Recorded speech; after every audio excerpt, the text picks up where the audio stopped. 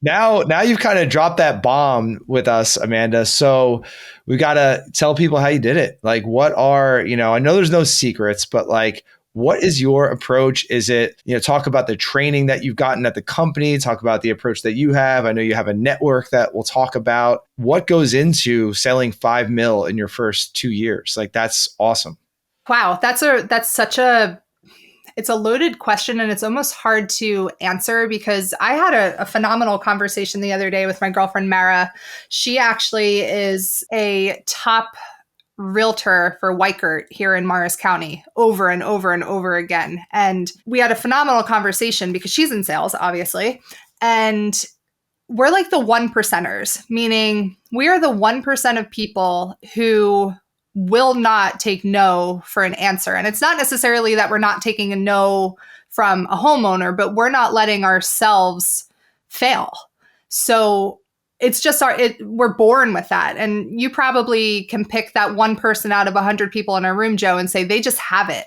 Like their personality just sort of is in perfect alignment with what they are doing. Mm-hmm. Their passion is aligned, their purpose is aligned, their people skills are aligned. Everything sort of is just on this line that is perfect for them. And I always struggled in my other roles. I was always getting bored. My husband jokes around that I hit the 2-year mark with jobs, and I'm like, all right, see ya, I'm done. I'm bored. I did everything I could do here. And I hit the 2-year mark with Keller. I started June 24th of 2020. And I hit the 2-year mark with Keller, and I was like, what's next? Like, I want more. I want to sell more. I want to meet more people. I want to do all these process improvements, much to the chagrin of Dan sometimes, because he's like, all right, we've been doing it this way for 42 years. It's worked. Why do we have to change it? But Chill that's just out. me Yeah. as an entrepreneur. But what I realized is I don't have to change the company. I can change how I do things.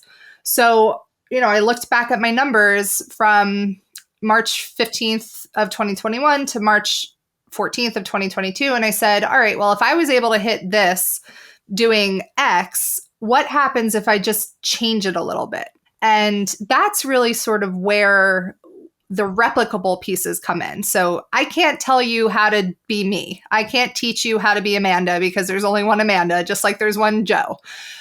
But what I can tell you is that there are little things I am doing this year that maybe I didn't do last year, or I just was so new that I wasn't able to do it because all my time was spent on learning the industry. So, for example, one of the things that has truly increased my close ratio is speed to estimating. And when we were in the thick of it, and what I mean by that is from June 24th of 2020 until probably exactly 2 years later, this summer, then things started trailing down. When we were in the thick of it, I had very little time. I was going from one appointment to the next, to the next, to the next. Sometimes I was running 4 to 5 appointments a day. And my speed to estimating was super low, or slow. I would say a standard roof estimate, just a roof, was taking me 72 hours to turn around.